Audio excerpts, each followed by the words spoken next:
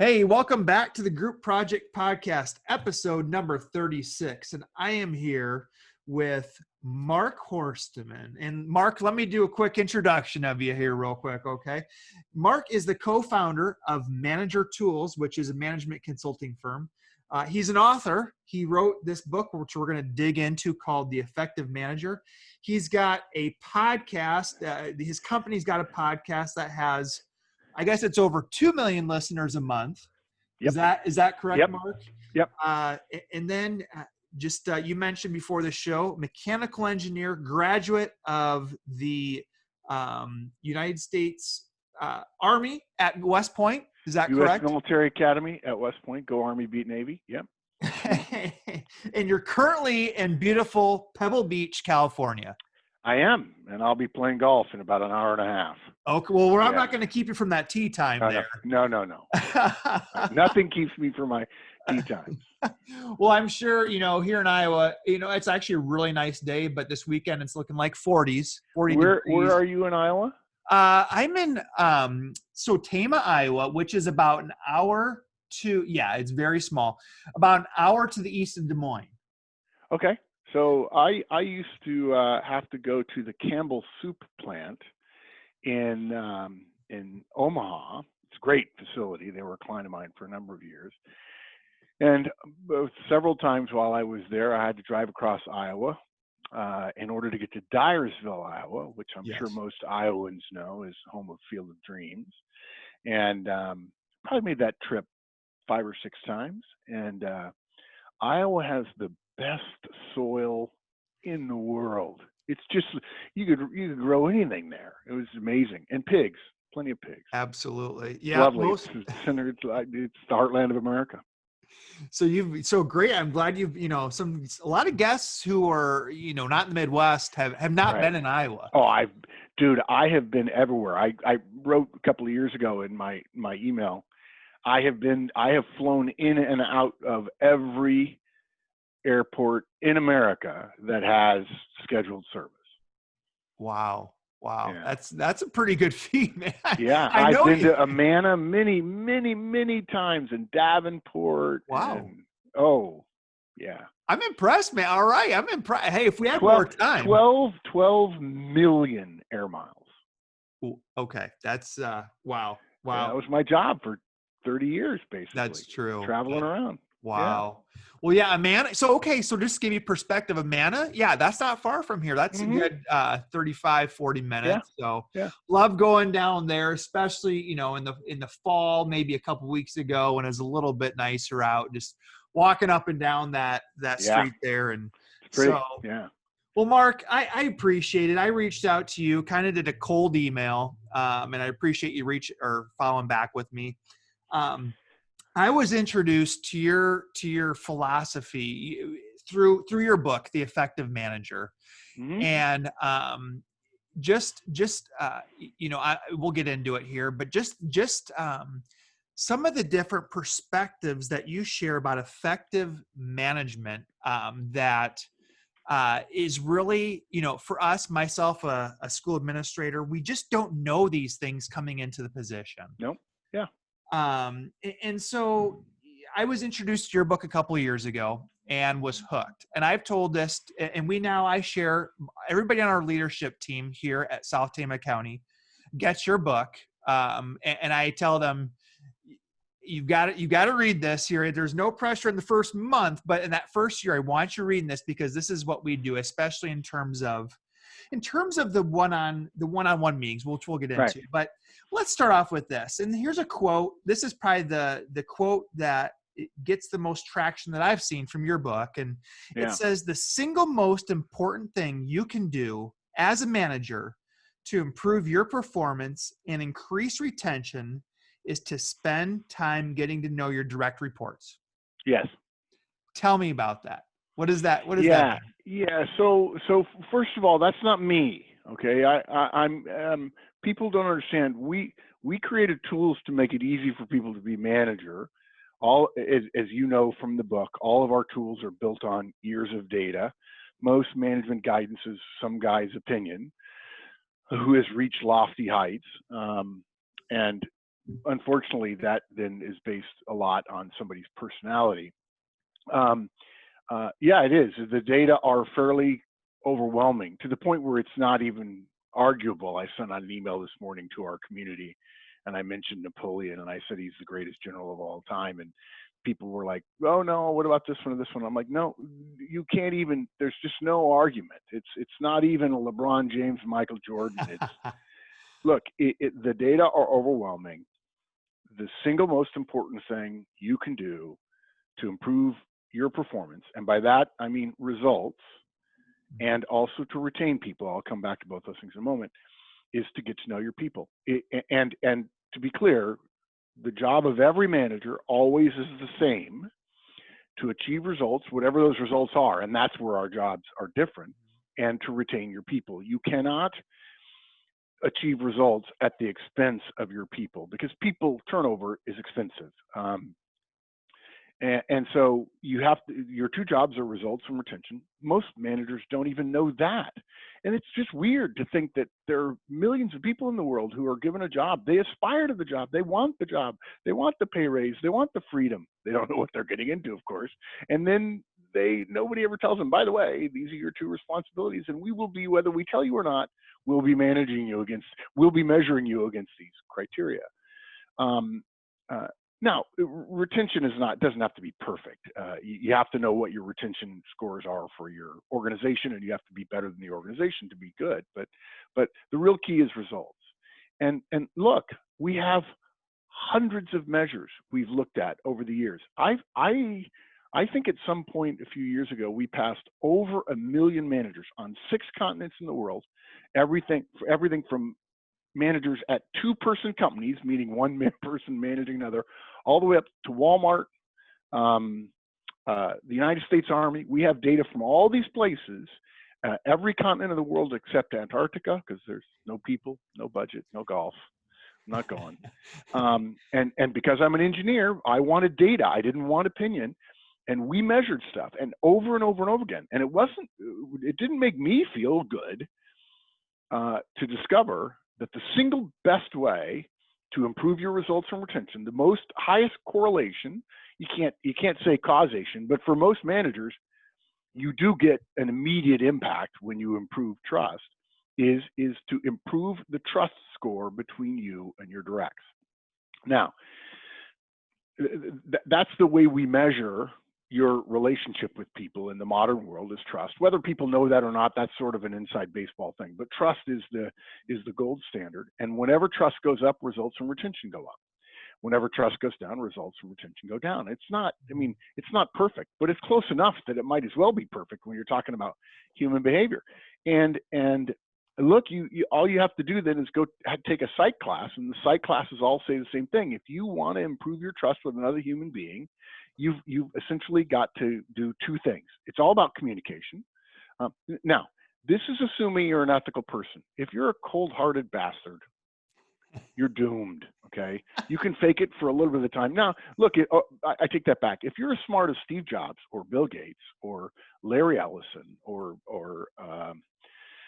I'm trying to my client, Elon Musk. If you're as smart as those guys, you don't need to do this stuff. But let me just tell you something, folks. You're not as smart as those guys. So if you're that smart, great, go do your own thing and then write a book. You don't need us. But for the vast majority of people in the world who just are normal, the way you have to get there, the only way you can get to high results and retention is you have to be trustworthy. Meaning you have to be an honest person, but we assume that about all human beings.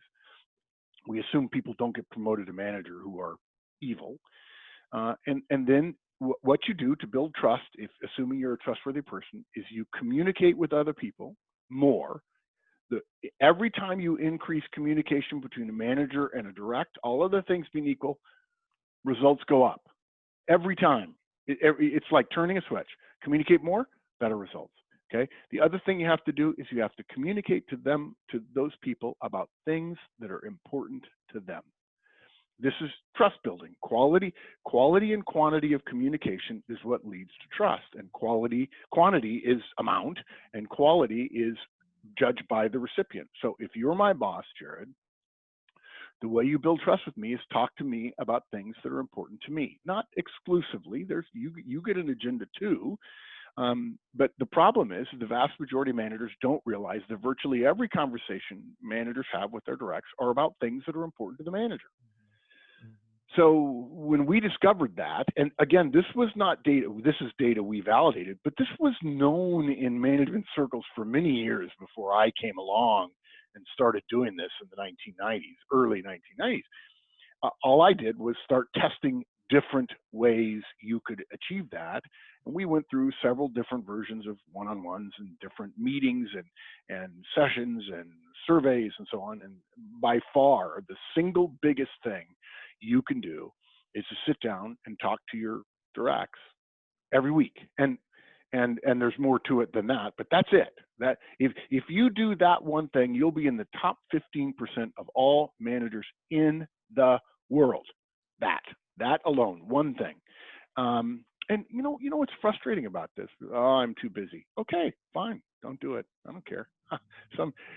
When Harvard had a football team and then stopped their football team because the football team was losing all the time, and they decided they didn't want to be associated with football. Now it's back.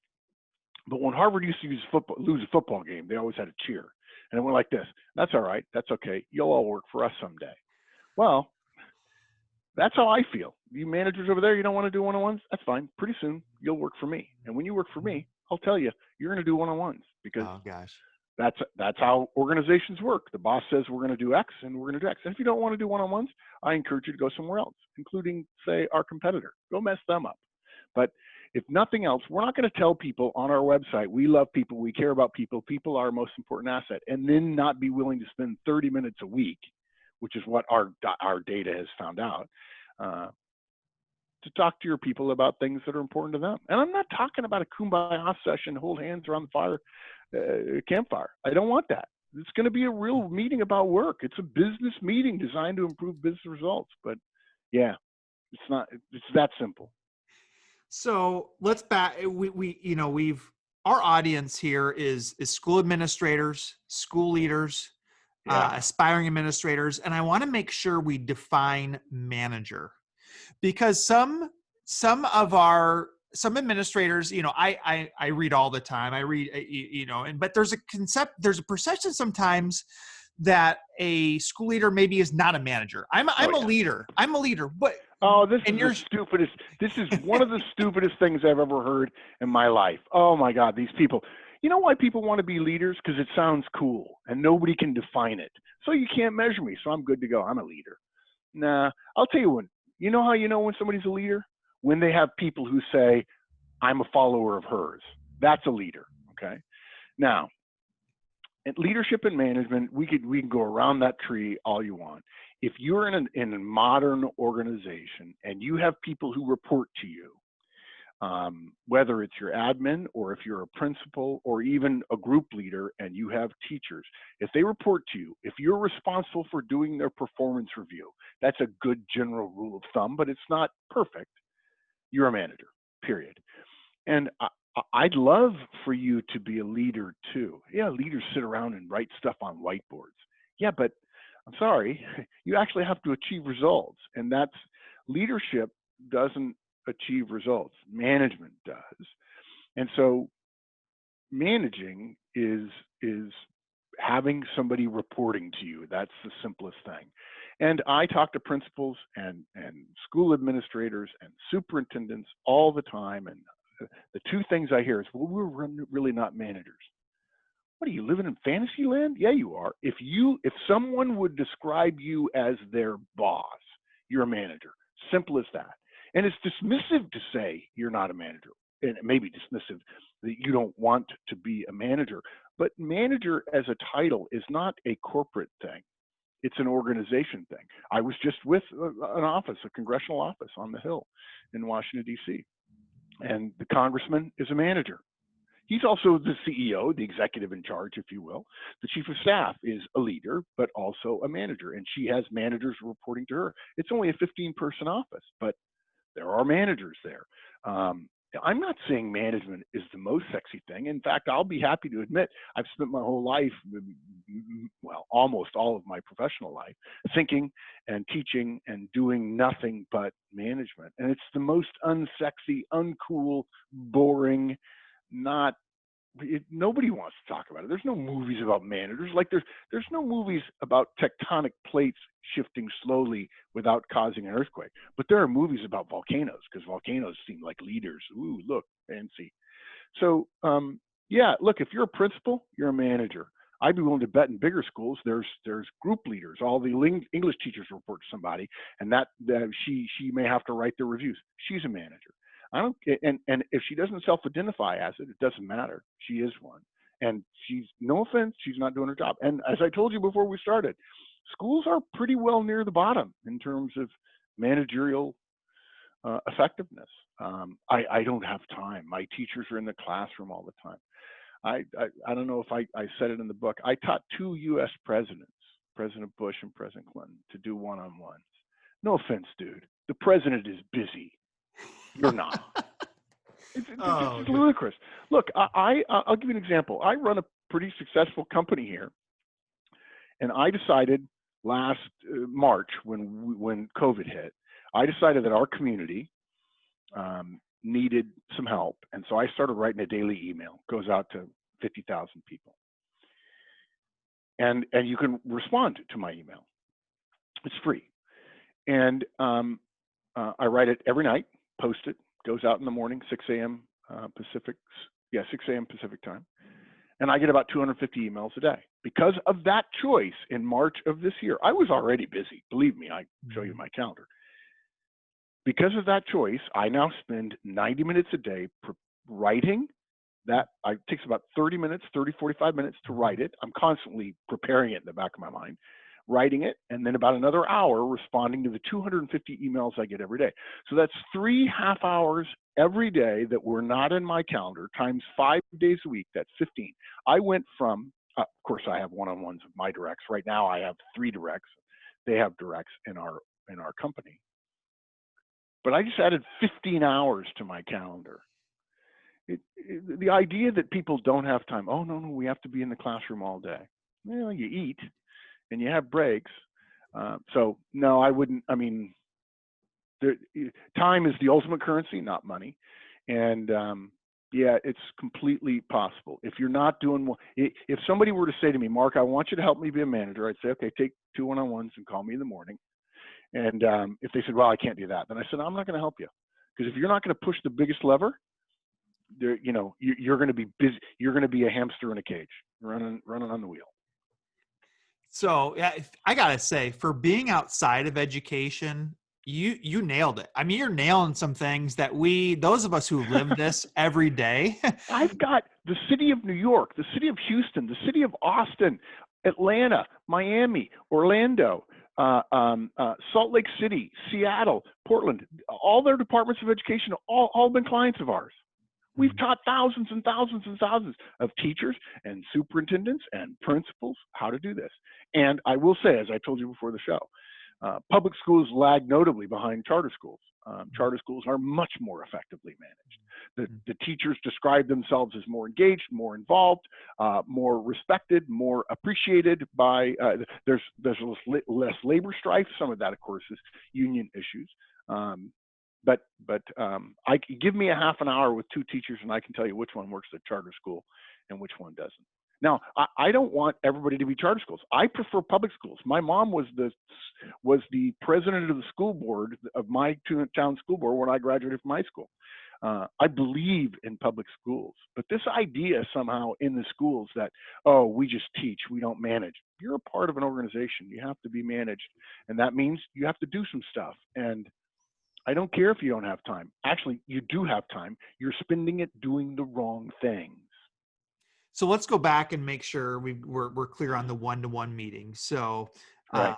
You've talked about the 30 minutes.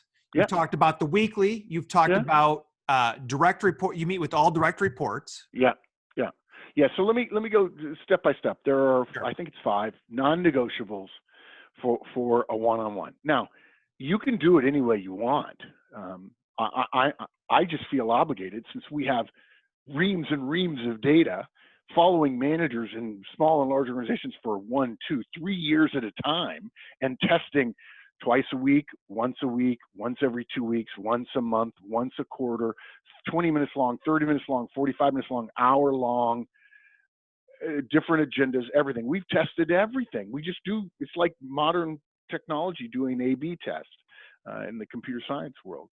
And so here are the things that we've discovered are non-negotiable. Number one, schedules, more important than anything else. So if I'm your boss, Jared, let me teach that lesson this way. A manager who does scheduled bi-weekly, stupidest word in English language, it means both twice a week and every other week. So we're going to call it fortnightly, which is every other week. A manager who schedules fortnightly one-on-ones will outperform, all things being equal, which they never are, will outperform a manager who does weekly one-on-ones but doesn't schedule them. And the reason why, we found out, we thought weekly was more important. We discovered through the data that scheduling was more important. And the reason why is because your calendar as a manager is the enemy of your directs. When they want time with you, your calendar, the other things you're doing, are in their way. And so it becomes a problem for them. They then, when you tell directs, I'm going to schedule time and I promise you, you have time, the first thing it says is, wow, I'm important. I'm as important as all the other stuff that used to be in my way. That's the first thing they tell us. And by the way, this all comes from interviews. We interview people. Fancy that. And then the second thing is they get to prepare. Okay. Now, assume a teacher is not in the classroom and her boss, the principal, for instance, sees her in the break room, walks over to her and says, hey, do you have a minute? It is the rare teacher indeed who would say, no, I don't want to talk to you. No. What does every direct of every manager on the history of on the face of the earth and all over history, when their boss says, do you have a minute? They say yes. Well, let me clue you in. If you're a manager, it's not because you're awesome.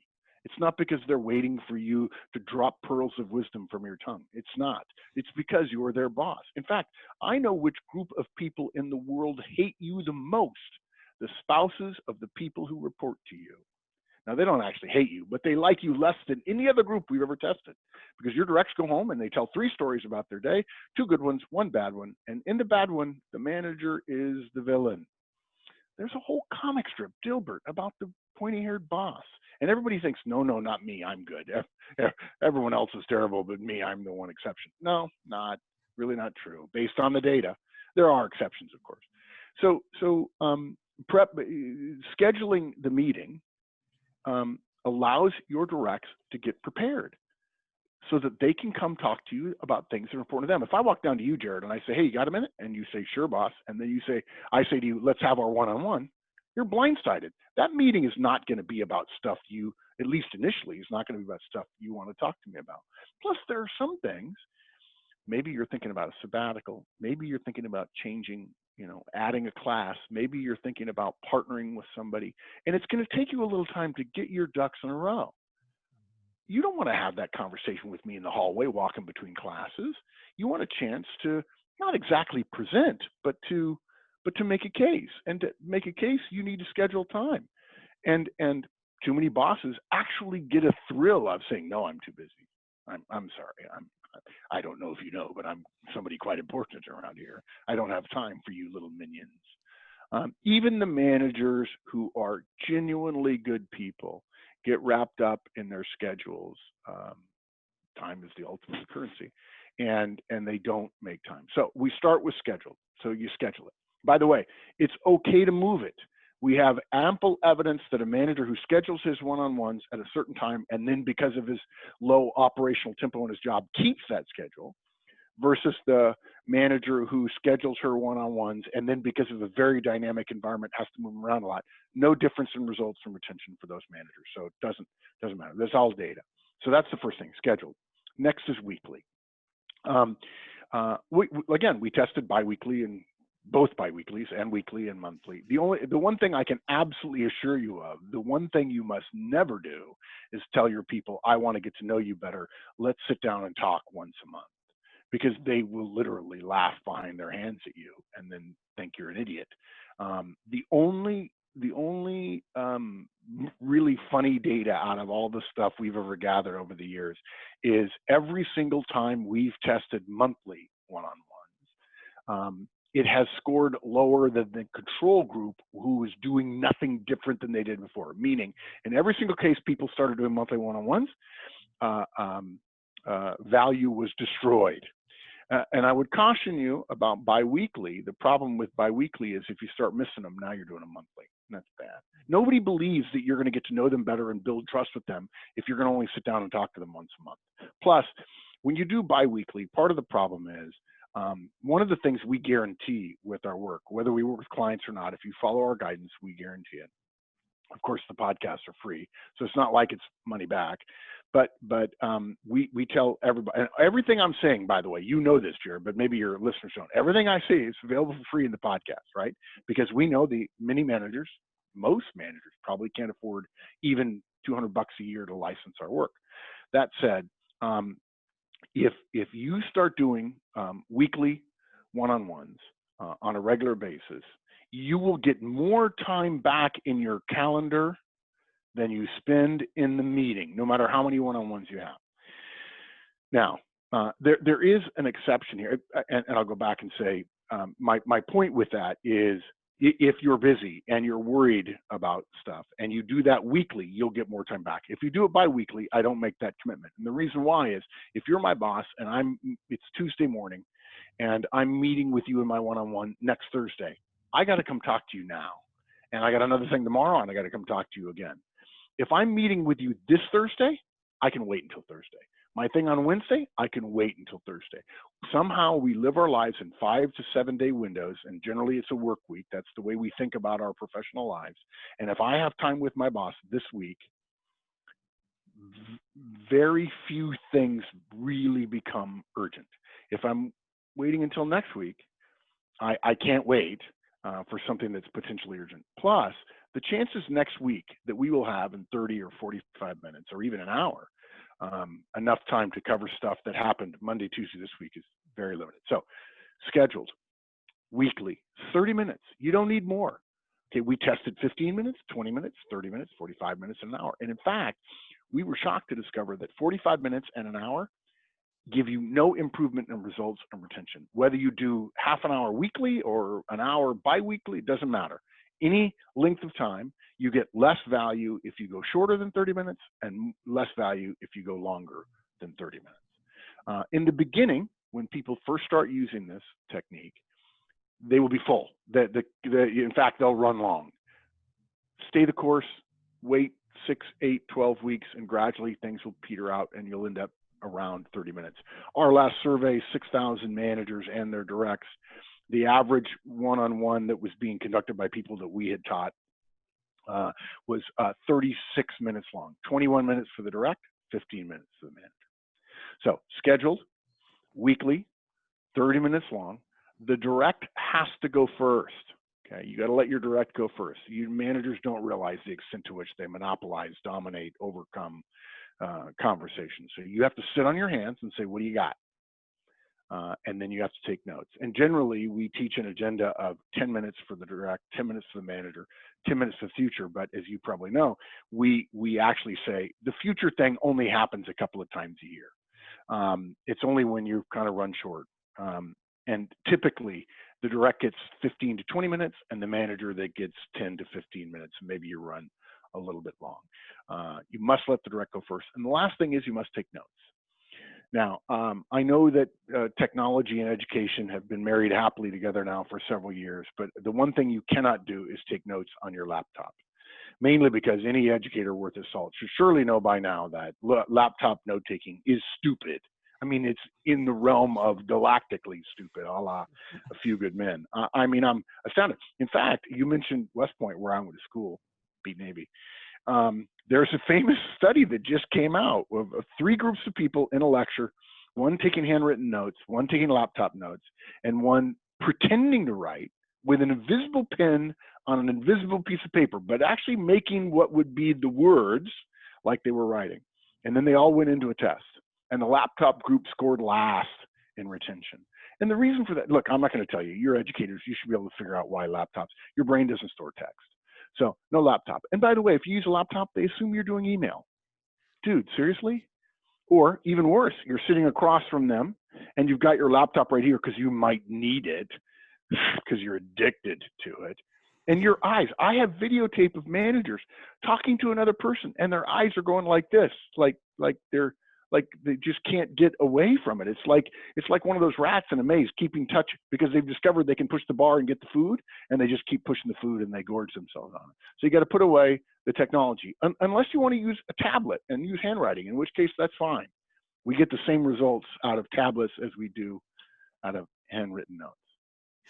So if I was laughing behind the scenes here, so parts 1 through 4, I'm nailing right now. I'm doing great. Mm-hmm. Once you got to step 5, I had to look away a little bit because I am guilty of taking laptop notes. Yes. Dude, you gotta grow up, dude. You're not a college kid anymore. I'm telling you, handwritten. It's the end. Dude, I'll tell you a true story. A guy I know at Google. This is a technological company. They're geniuses there. New guy comes to work. Works for a guy I know. This new guy, PhD, rocket scientist, goes into the meeting and opens up a meeting at Google, which, by the way, they're good at running meetings.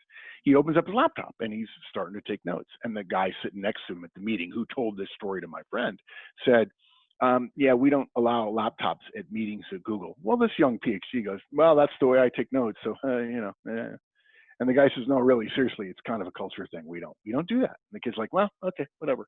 The guy tries one more time, the more senior guy. He goes, I just want you to let you know that's a pretty serious, we don't do that. And he says, Eric Schmidt, our CEO, who has since validated this story through my friend, it's his policy, and he's not, and the PhD kid says, yeah, well, he's not here. And the guy sitting on the other side of him said, yes, I am, and closed the laptop on the guy's hands. And it was Eric Schmidt. Oh, jeez. I mean, seriously, this idea that, look, if you want a digital representation of your notes, get your phone out, take a picture with your phone, and there you go. Sure. Yeah. All right. Well, hey, if our admin team is listening, guys, I apologize. Yeah. No, don't apologize.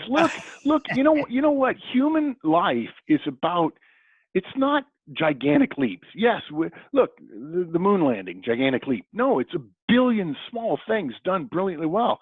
You started one-on-ones, you schedule them, you do them weekly, you let your direct go first, and you are taking notes. So you're almost there. Don't apologize. This is how we do stuff. We mess it up, we do it again, we do it better. The saying we had in the Special Forces, good, better, best, never let me rest until my good is better and my better best. You are never required to be perfect, which is good because we all suck, but we are required to be better tomorrow than we are today. So I appreciate it. Let me off the hook there. Now you hit all my questions with one-on-ones. The one question I feel like our administrators are thinking right now, building administrators. Okay. Typical structure of a school is an elementary school, for example. There's a principal, an assistant principal, or a dean of students, and there's maybe 40 teachers, and maybe 20 support staff, and they will say there are 2 of us and there are 60 of them. Yeah. What would you? And I'm sure you've run into companies like that, businesses, sure, all the time. Yeah. What? And they're going to say, well, we split it in 2. He's got 30 direct reports and she's got 30 direct reports. Yeah. What do we do? How do you do with that? Yeah. So you could split it in 2. That would be one way. But actually what you've got there is a structure problem, which, by the way, the teachers love. They don't, I don't have any oversight. Lucky me. There's too many of us. You can't spend time with each of us.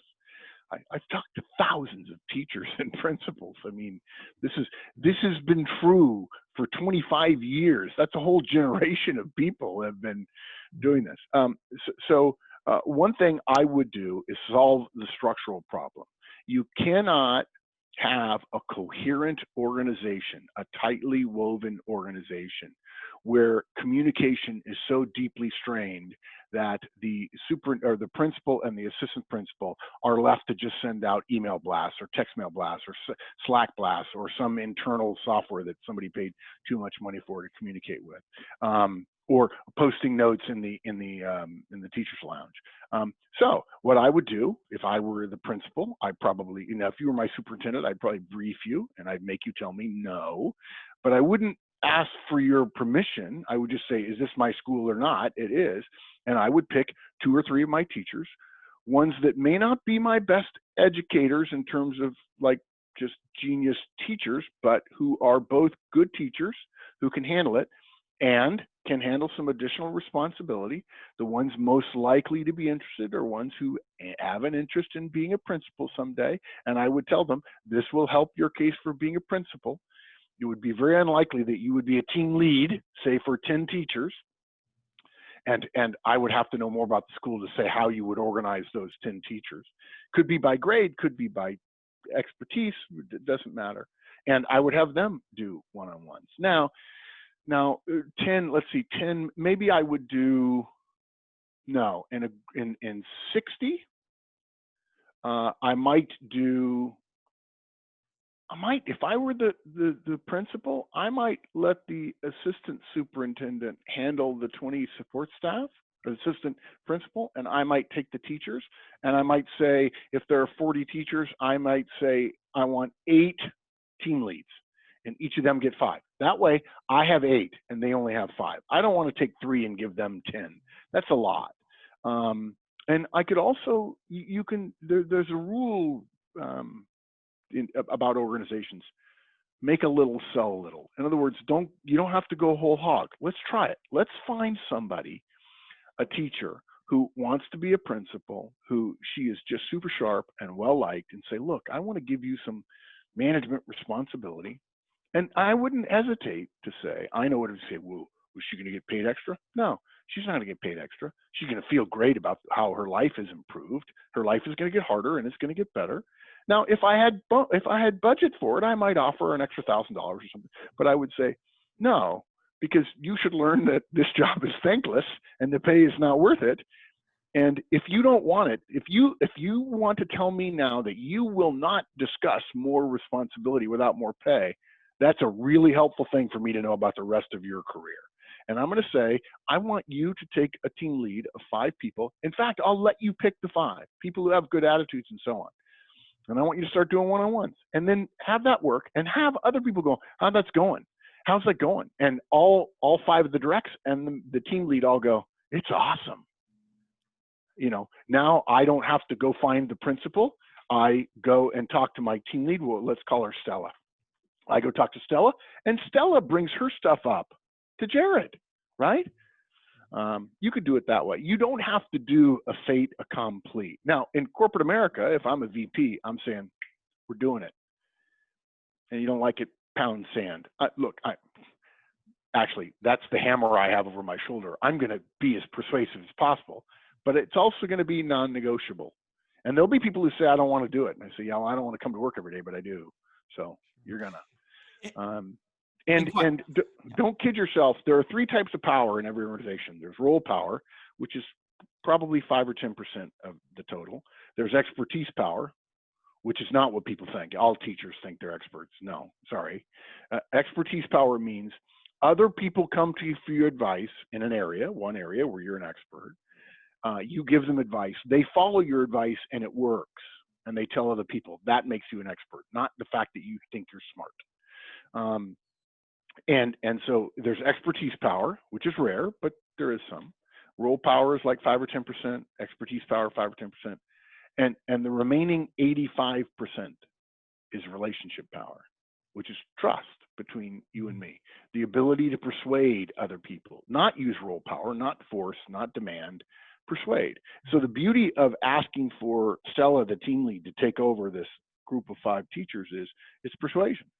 I wouldn't even care if I asked for volunteers and I got a couple of middling teachers. I said, now let's be clear. Your standards regarding teaching are the same as they were yesterday, and now you have an additional responsibility. And we've done that. I remember doing it very specifically in Houston, and they had more volunteers than they knew what to do with. So and do it as a volunteer. and Yeah. most, and I will say a lot of school districts, at least the districts I've worked in, do have some of that structure in place with a department chair, Yeah. with a team leader, with a grade, a grade level leader. So, Yeah. so a lot of people listening would be able to point to that leadership structure that's already set up in their building. Yeah, and the schools call it leadership structure. Like, it's a titular. It's like you're a knight of the bath. It doesn't mean anything. It's just like, hey, look, you're a leader. No, it's management. Management is like makes the wheels turn, right? Leadership is cool, sexy, outstanding, fun, but day to day, not useful. So before we dig into the, I talked, this podcast, we always kind of hit some quick hitters. And so I want to dig in, but before I go to that, I just want to quickly, another part of your book I love is towards the back. It's about delegation. Yeah. I mean, you have some really just, we actually did the delegation cascade as an admin team. We did. I was pretty impressed with how but just tell it, I guess maybe in your 3 or 4 minutes, quick, what expertise can you share about delegation? Like you take it where you want, Mark.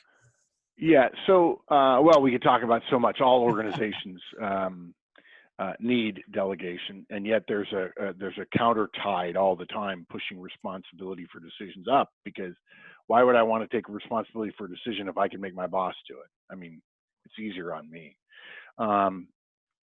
Delegation is the task managers engage in, which is necessary for organizational health, where a manager stops doing something that he is doing now, she is doing now, some task, responsibility, budgets, reviews, marketing, whatever the case, whatever the responsibility is, you stop doing it and ask one of your directs to take over doing it. It's not just work passing through you to a direct. It's somebody saying, okay, here are all my responsibilities. Here are the things I actually do. I'm going to take one of these out, a ball. Think of yourself as carrying around a box of balls, and the box is full. Everyone's busy, and you're going to take one of your balls out and you're going to hand it to one of your directs. But you're going to hand it to them by asking them. And the reason for that, the reason we ask rather than tell, look, if you're my boss and you want me to do X and it's within my job, you can tell me to do X, and that's part of role power. But delegation is a special tool. It took us about 6 years to develop it to get the kind of success we have gotten with it. And it's my second favorite of the tools as well. Because if you don't learn how to delegate, and I would love for a lot of teachers to hear this, if you don't learn how to delegate before you have a bigger organization, like if they jump from their job to a principal job, you will fail. And it will be your fault, even though probably other people were aided and abetted your failure. It's because you can't do everything. And too many young professionals, early on, lower in the totem pole, if you will, on the org chart, think that their job is to do everything themselves, and they don't trust other people to do it for them, and they do it all, and they do it all, and they do it all, and they do it all, and they put stress on their family, which is not right. And then I've heard so many stories of teachers and principals too, just working nonstop, and before school, and then for weeks once school starts, and there are other people not working as much, and there could be some leveling of some of their responsibilities. But anyway, I take a ball out of my box and I hand it to you. And the reason I ask you rather than tell you, in other words, it's a delegation, it's not a task assignment based on my role power, is because if it's something that's been done at my level, the organization feels it's at my level important. If it's now going to be done by somebody at a lower level, we cannot simply have them comply with our demand that they do it using our role power. We have to get their commitment. And the only way you're going to get commitment is through your relationship power, through the amount of trust you have with someone else. And commitment in human behavior, this is all, again, I didn't invent this stuff. This is just psychology 101. Commitment in human behavior does not come without the freedom to not commit. In other words, if I don't have a choice, it's very unlikely, almost impossible in day-to-day life for me to achieve greatness if I don't have a choice. You must give people a choice. Now, of course, in most cases, managers say, well, what if they say no? Well, you just keep doing what you're already doing. I mean, that's just simple enough. It's not hard. You're already doing this thing. It takes you an hour and a half a week, and you're going to ask one of your directs to take it over. And by the way, if they don't trust you, if they don't like you, they're going to say no, and you won't get anything out of it because trust matters. Now, as to the model, it's very simple. You start it the same way every time. If I was delegated to you, and I want to be clear, I don't want to suggest the model is simplistic, because it's not, because we took 6 years to develop this model, and we tested it all over the world to make sure it works. And by the way, I'm sure your teachers would disagree with me, but it doesn't matter. The data are on my side. People are the same everywhere. This stuff you're being told now that people are different in Russia or Kazakhstan. I just was on the phone with the U.S. Embassy in Kyrgyzstan, South Africa, Russia, and as I like to joke, even the French. Okay, it doesn't matter. Everywhere you go, people are the same. Okay, all this stuff about international cultures, totally false, completely misleading. There is scientific data about it, but the data is so small, the differences are so small, even though they're scientifically significant, that they're irrelevant on a day-to-day basis. But it doesn't matter where you go. What you do, the model is simple in order to give managers something to hold on to. Follow the model.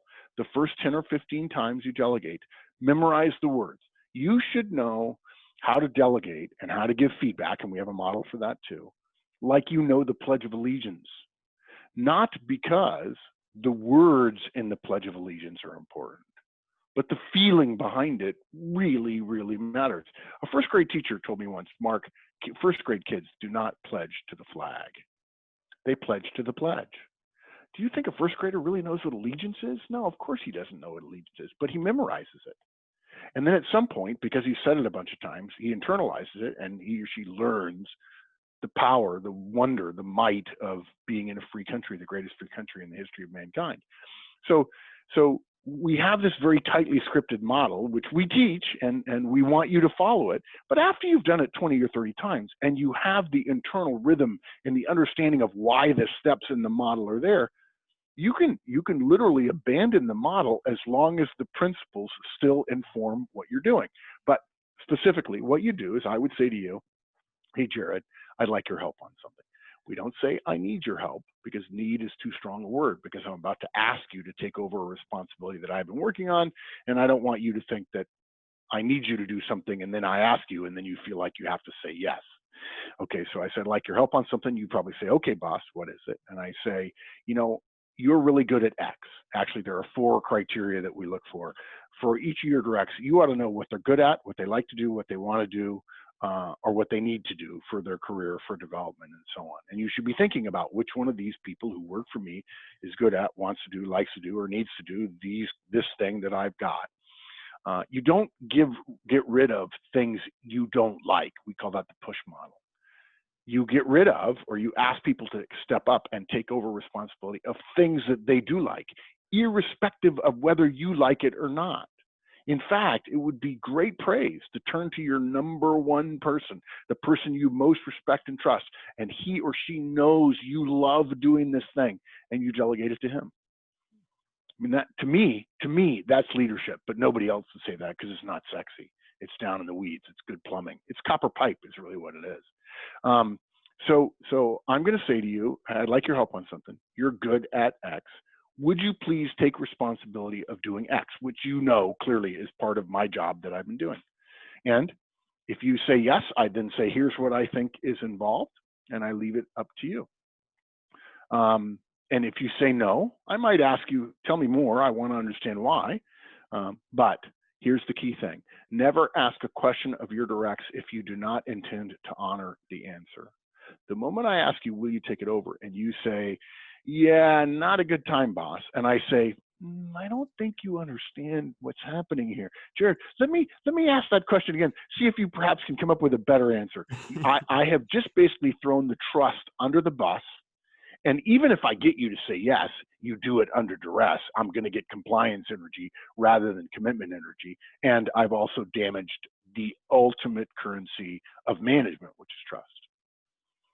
Yeah. Oh, I love that overview, man. That Yeah. was And look, I mean, you have to learn how to delegate. And too many people are being heroic and they think I should do it all myself.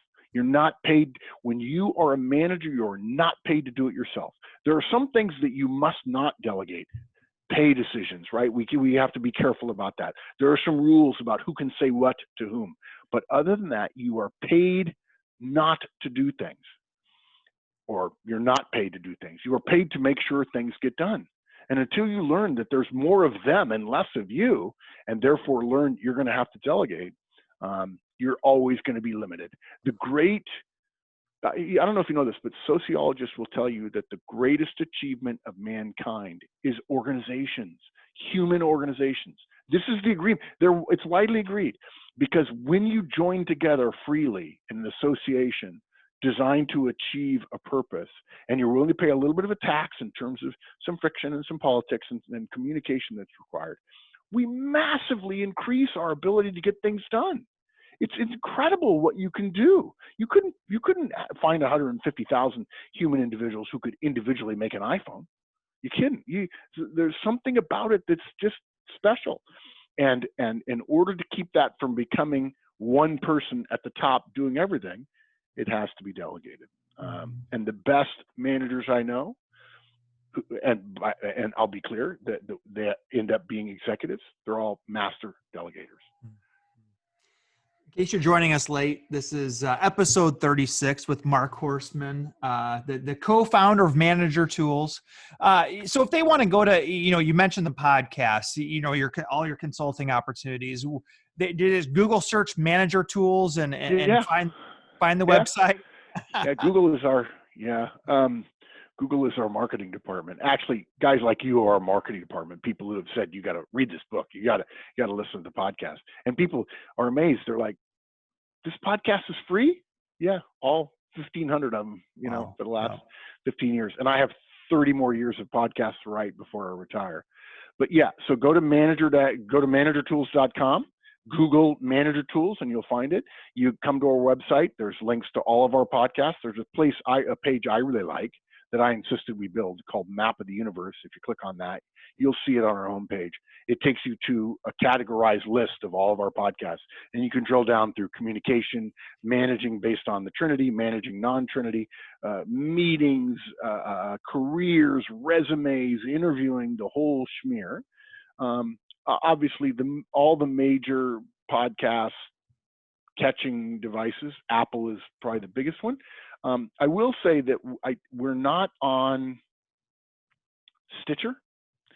We're also not on the one that just got Joe Rogan. Maybe it was Stitcher that got Joe Rogan. The reason I say that is because on those podcast platforms, they keep asking us and we keep saying no, because what they want to do is put our podcast on their platform, not pay us a dime. And then they want to put their ads on our podcast and they want to make money on it. And there's actually intellectual property problems for us on that. Most podcasts are entertainment. Ours is actually our intellectual property. We license it to companies, so we have to be careful about it. But yeah, iTunes is the easiest place, and you can find all of our podcasts. People complain all the time there's too much. I'm like, this is great. You complain because nobody taught you how to be a manager. Then somebody says it's all free, and I'm like, oh, that's too much. So that's okay. We have many more podcasts to go. Every week a new one comes out. And if you want to start, the thing to do, I hope you would agree with me. We have one of our feeds on iTunes, and there's many of them. I think there's 15 or so with different categories. There's one called Basics. And if you're a manager, it talks to you about one-on-ones. It it lumps together our basic CAS on one-on-ones, feedback, coaching, and delegation, which are the manager tools trinity. Okay, Mark, I'm going to go through some of these quick hitters with you. We're going to shift Okay. gears just a little bit. This is Sure. where I like to dig in a little bit and learn more about you and some of your habits, routines, all Okay. that sort of thing. So, okay, so you're in Pebble Beach, which is what, just south of San Francisco. Is that Yeah, correct? it's 2 hours south of San Francisco. Okay. Yeah. Okay. Well, I tell you what, people here in the Midwest would love to come out to If you're a California. golfer, if everybody who's a golfer knows where Pebble Beach is, or I mean, they may not know where it is, but they've heard of it. Yeah. Oh, absolutely. So, hey, I always ask this question. If we're out in the Pebble Beach area, where is one place, maybe besides the golf course, where's one restaurant, one place to hang out? Where would you recommend? Besides the golf course. A couple of things. I would certainly encourage them to take a drive down 17-mile drive. It's gorgeous. I mean, goes right through our golf course. I live about 50 yards from our golf course, right out there, and then 200 yards further is the ocean, and the road drives right between our golf course and the ocean. It's nice. If you had to go to one restaurant, I'd probably go to Roy's. No. I'm sorry. I'd go to the place where my picture was taken in the Wall Street Journal, the Tap Room at Pebble Beach, which every year is rated as the best 19th hole, right? The bar everybody goes to after a round.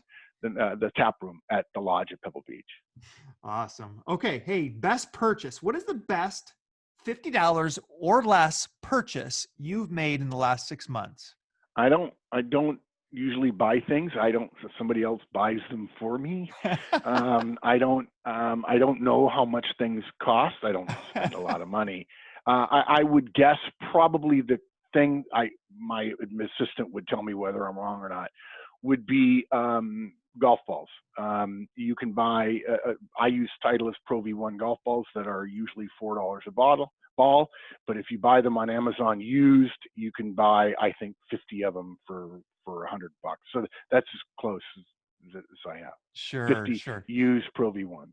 So I see and I'm not a huge golfer, but you got some Titleist clubs, is that correct? Yeah, that's actually, you can buy those, and this one was a gift from them because I did some stuff for them. They put my name on it. But yeah, I use Titleist clubs and Titleist balls. I'm a company man. How about this? How about, the Masters was last week. Right. Favorite golfer? Do you have one? Tiger, probably Tiger Okay. Woods. Yeah. Okay. Yeah, what he did is just incredible. Incredible. Yeah. And I would probably also say Jordan Spieth. Okay. Good kid. Really Sure. good kid. I got to meet him and his caddy when he was here. Our course hosts the AT&T tournament in February, so I can just walk 50 meters down to the course and get to meet the players. So it's kind of nice. He's a very nice person, and nice seems to be less and less popular these days. Yeah. Okay, next question is, what is one book, besides your book or books, but what's one book that has greatly influenced your life?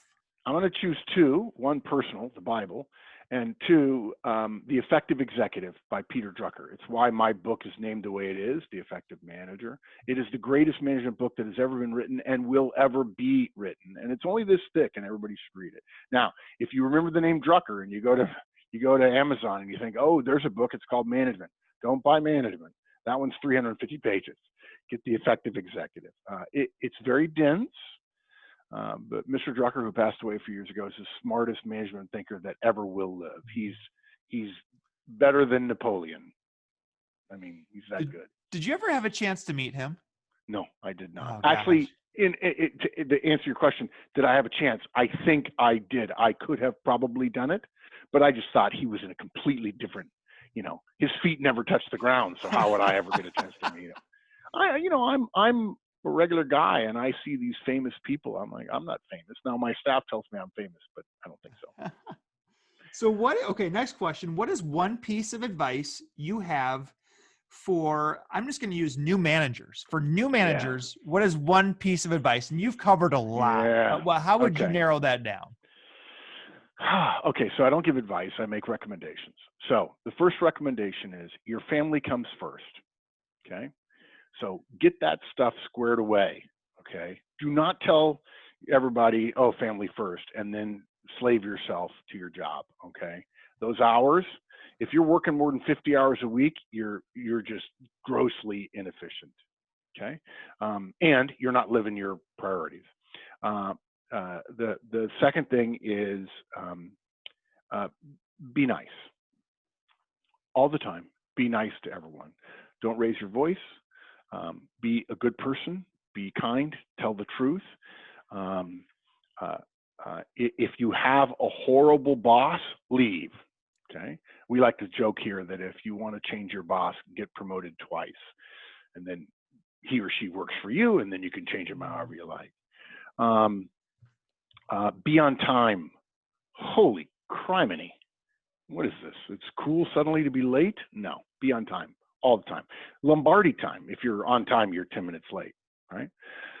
And when it comes to managing, look, it's simple. Take 2 one-on-ones and call me in the morning. You should know the first names of all of the children of the people who report to you. That's not something you should go do. It's a way to measure whether or not you are crafting the kind of relationship you need to have. You can't be friends with your directs. Be clear about this. And some teachers have a problem with this. Oh no, we're all friends here. Friend is a role. Manager's a different role. Just like spouse and child are different roles. Not that directs are children. They're not. And strive to be in your directs, what I call 2 a.m. club, which is, do your directs know you care enough about them that if at 2 a.m. something bad happens, they would call you because they know you would come. That's what I would say. Okay, great. Okay, you run a very successful business there. What is the best we call in school? We call these culture hacks. Yeah, I've never liked this hack thing. I don't get it. I understand what you mean, though. Okay, so I'm trying to think of a synonym for that. I'm struggling right now. So, what is the one thing you do for your employees to really make them feel welcome at work? Culture. I see. You're talking about organizational culture. Yes. Only hire people who are awesome that you like. Say no to everybody. Say no if they sneeze funny. In other words, build a really high wall with a really deep moat with acid in it and alligators and no drawbridge, nothing. And say to everybody here, no, I'm not hiring anybody who's not as good or better than you. And you're going to help me interview. And if you don't like them, you tell me and we won't hire them. Do that to your people and say, I will not be rushed into making a bad hiring decision because you're too important to me and I'm not going to dilute how good you are. And the beauty of that, of course, is first of all, you'll start only attracting people who know you've built high walls and a moat. And your people will then feel appreciated. They'll know that the new person, that when we say no to somebody, it's because we're protecting them. And then in addition, once that person comes on board, they'll be liked and trusted almost immediately because of it, particularly if you have your directs involved in the interview. Yeah. Do you have a daily routine? Yeah, I do. I'm up about 5:30 every morning. I take a shower. I grab my pot of coffee. I put my pot of coffee right here. I put my coffee cup right here. I answer overnight mail. I do email 3 times a day. I answer overnight mail. There's usually about 75 emails. I've already studied my schedule the night before. And then typically my day by about 7:30 becomes whatever's been scheduled for me: presentations, meetings with clients, meetings with staff, one-on-ones, and so on. Last week our company presented. We have 3 presenters.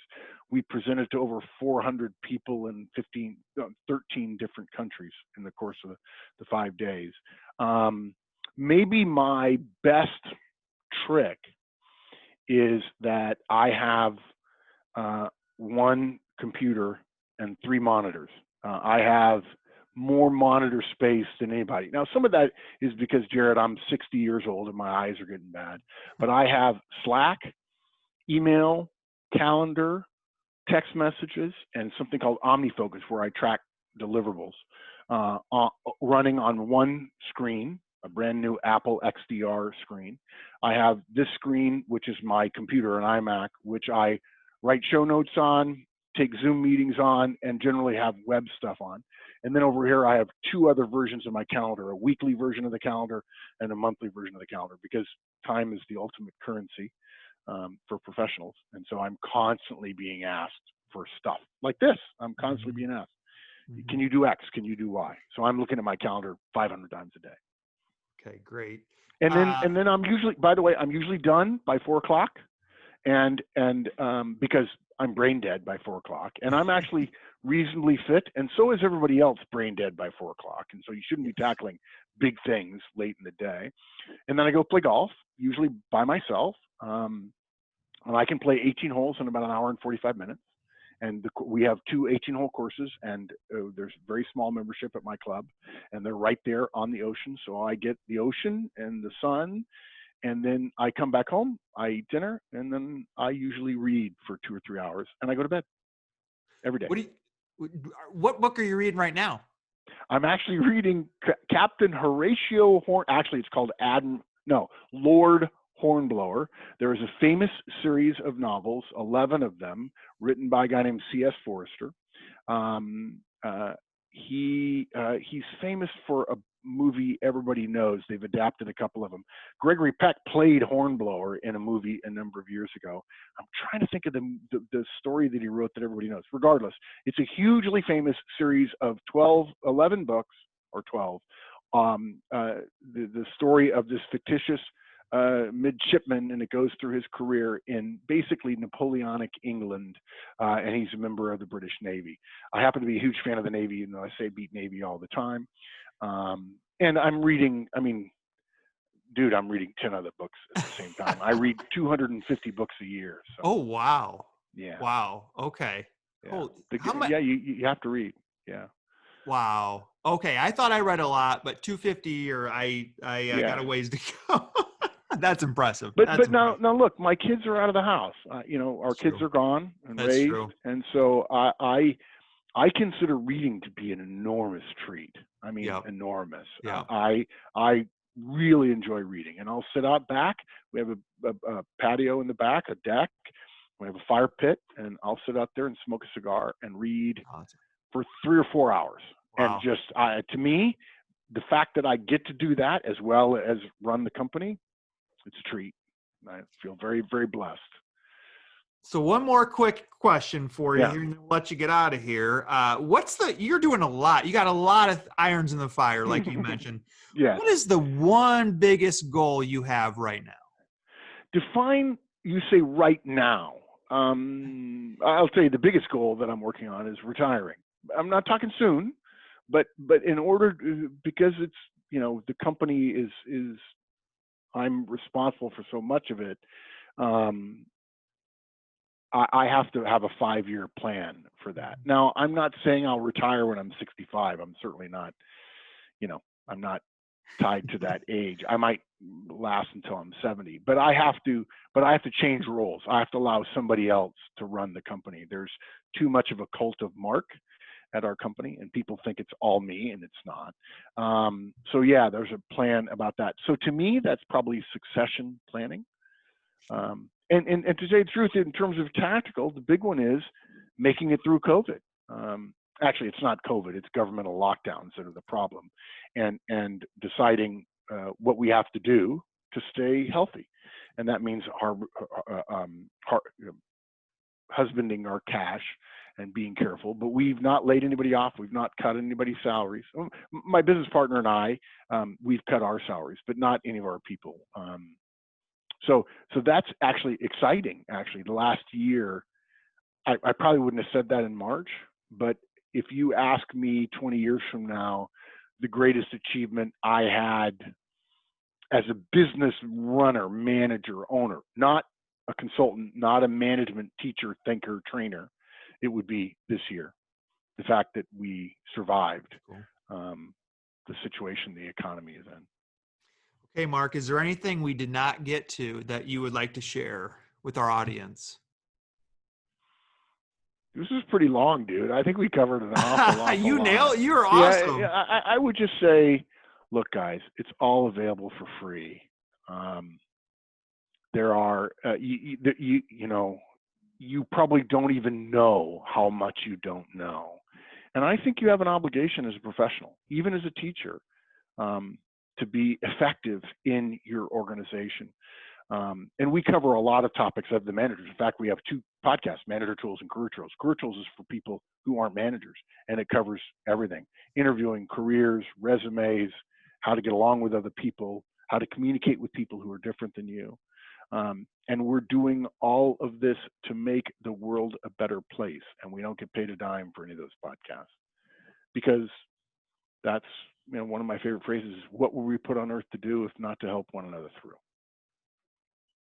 So if people, where would you recommend social media wise to follow you or your company? Why would I want to talk about social media? So we are on, there are people on our team that are involved in Facebook and Instagram. Okay. And I have a Twitter account, M.A. Horstman.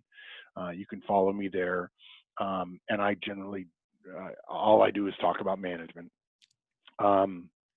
Yeah, I'm not on Facebook. I'm not on Instagram. Sure. But Twitter, yes. Sure. Yeah. Hey, Mark, dude, I want to get you going here. What's your score prediction for here in a few minutes? What are you going for tonight? Par. Okay. Nice. Well, Yeah, nice, man. I'm a 2 handicap. You're not messing around. All right. No. Yeah, that's the goal. I won't get it, but yeah. And the real goal is an hour and a half outside by myself. That's all right. Yeah. Well, hey, Mark, I really, really appreciate your time. We are following your work here in Iowa. There's a lot of school leaders here who are kind of gravitating towards your management philosophies there, and I just really cannot wait to get this episode out, and really appreciate you spending your time with us. And Jared, if you guys need help, send mail, and I'll be happy to visit with you by mail, or we can have a short phone call, not about the podcast, but about what you guys are doing. And if you have particular problems, just reach out. I promise you, somebody else has paid me to solve that problem, and I don't want you to have to solve it alone. There's a known solution, and you shouldn't be feeling around in the dark. Okay. Awesome, Mark. Hey, thank you so much. Have a good night. My pleasure, sir. And yep, thank you so much.